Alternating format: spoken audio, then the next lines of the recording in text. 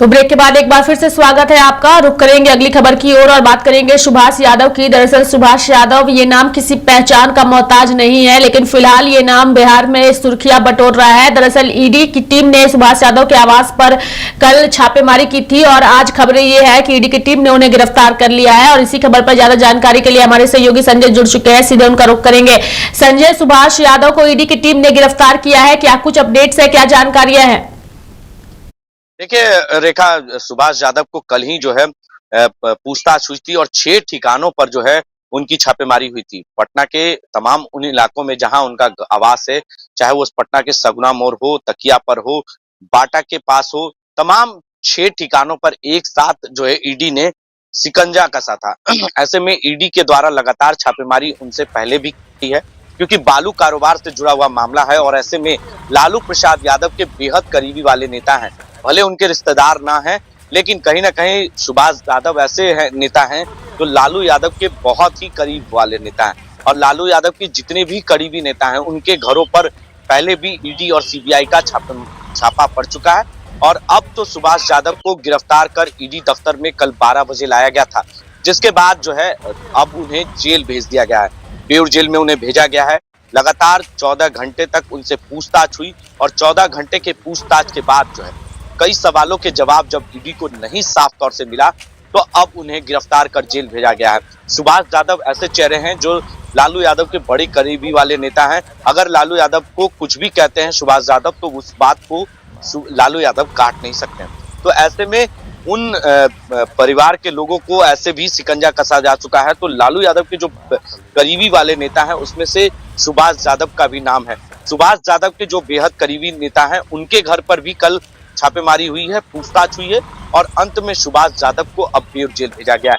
तो अभी तक का अपडेट है, हमारी जानकारी जहां तक मुझे जानकारी है उसमें सुभाष यादव को करीबन 14 घंटे तक पूछताछ हुई और करोड़ों रुपए की संपत्ति जो है वो मिले हैं और कई कैश बरामद हुए हैं, कई दस्तावेज बरामद हुए हैं। उस दस्तावेज पर जब पूछताछ सुभाष यादव से हुई तो वो खुलकर जानकारियां नहीं दी। पहले भी उन पर शिकंजा सीबीआई का किया जा चुका है और ईडी का बालू कारोबार से जुड़ा हुआ मामला है। और फिर जो है कल यानी शनिवार का दिन काफी उनके लिए खराब दिन रहा और शनिवार के दिन जो है सुबह सुबह ईडी की दबिश जो है उनके घरों पर पहुंच चुकी थी। पटना के तकिया पर दानापुर इलाका में पड़ता है और सगुना मोड़ भी दानापुर का इलाका है और बाटा वो का इलाका है। बाटा में भी जो उनकी जो कंपनी है, पानी की जो फैक्ट्रियां हैं, बाउंसन कंपनी है, उस कंपनी पे भी छापा पड़ा है। तो ऐसे में अवैध कारोबार से जुड़ा हुआ मामला है, अवैध संपत्ति से जुड़ा हुआ मामला है। और उसके पहले जो है एक दिन पहले जो विनोद जायसवाल हैं, जो डॉक्टर विनोद जायसवाल जो एमएलसी हैं आरजेडी के, उनके घर पर भी छापा पड़ा था और उनसे भी पूछताछ जो है वो जारी है। उनके पास भी से कई दस्तावेज मिले, लेकिन उनकी गिरफ्तारी नहीं हुई है।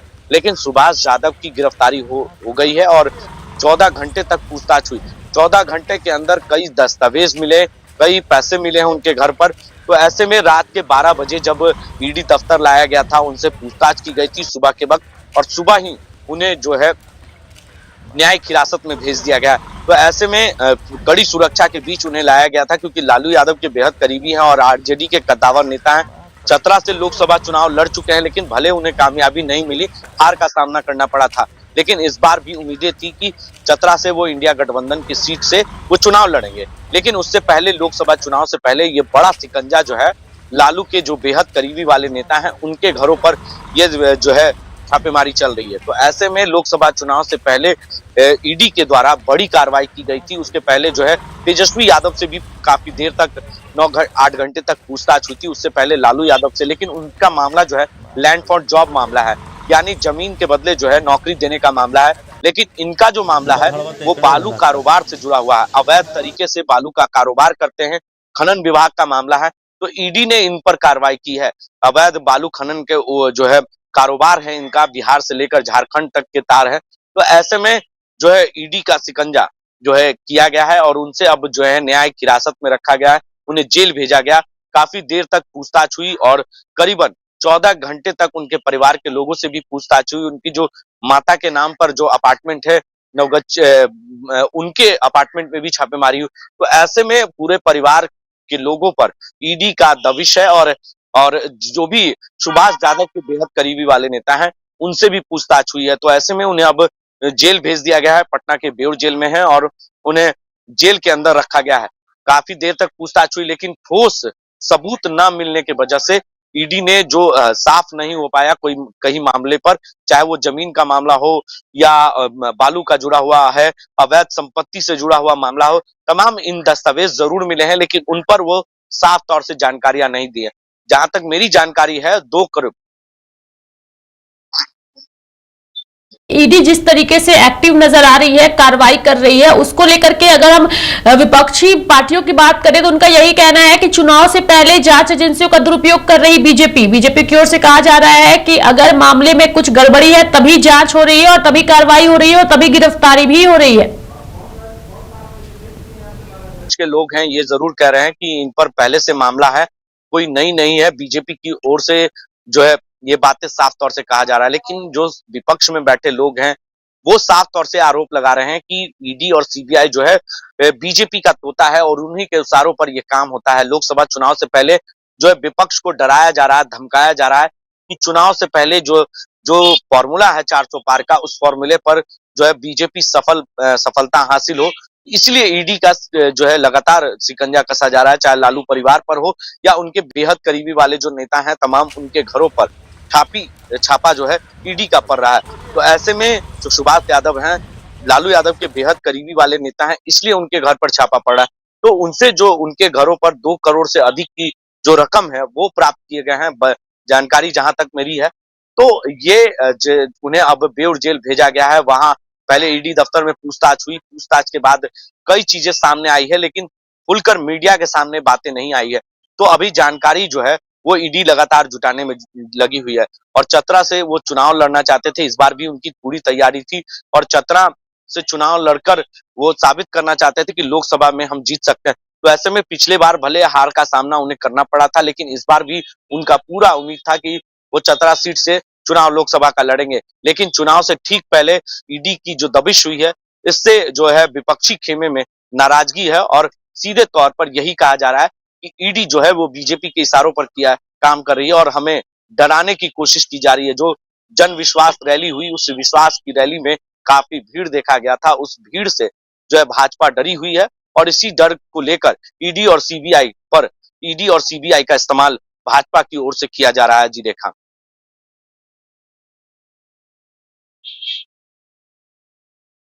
तो इस तरीके की कार्रवाई की जा रही है, भले ही ये कहा जा रहा है, लेकिन आने वाले दिनों में इसका कितना नुकसान जो है आरजेडी पार्टी को उठाना पड़ सकता है संजय, चूंकि खबरें ये भी है कि सुभाष यादव लालू प्रसाद यादव के बेहद करीबी भी माने जाते हैं और ऐसे में आरजेडी के तमाम नेता इसको लेकर सवाल भी खड़े कर रहे हैं।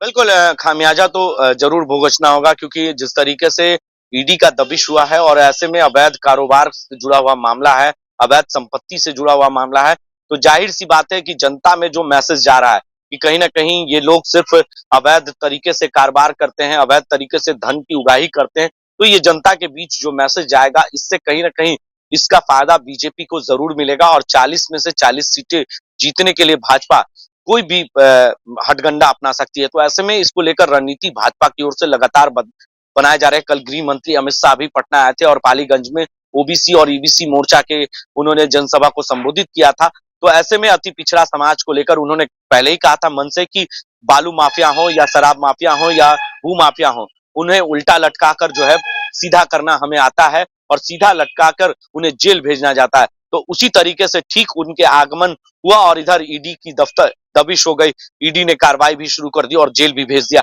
तो एक बड़ा इम्पैक्ट जो है वो जनता के बीच पड़ेगा। जो उससे पहले जो है सम्राट चौधरी ने भी बड़ा हमला किया था मन से और कहा था कि बालू माफियाओं को, जो भू माफिया है, बालू माफिया है, उन्हें जो है कानून बनाकर उन्हें जेल के सलाखों के पीछे भेजने का काम करेंगे। जो गरीब जनता है उनकी गाड़ी कमाई को ये लोग लूटते हैं, उनकी जमीनों को लूटते हैं और उन्हें अपने कब्जे में लेते हैं। तो ऐसे लोगों पर शिकंजा कसा जा सकता है। तो एक बड़ा इम्पैक्ट पड़ा है कल जनसभा से और आज उसका असर भी दिख रहा है। रेखा। साथ जुड़ने के लिए और तमाम जानकारियां देने के लिए। तो बिहार से बड़ी खबर फिलहाल यही है कि सुभाष यादव को ईडी की टीम ने जो है वो गिरफ्तार कर लिया है। ऐसे में 2024 के बिगुल बजने से पहले ही ईडी जो है वो एक्शन मोड में नजर आ रही है, जिससे विपक्ष के नेता काफी हैरान और परेशान भी नजर आ रहे हैं। तो बुलेटिन में यहाँ वक्त हो चला है एक छोटे से ब्रेक का। देखते रहिए लाइव इंडिया हर पल।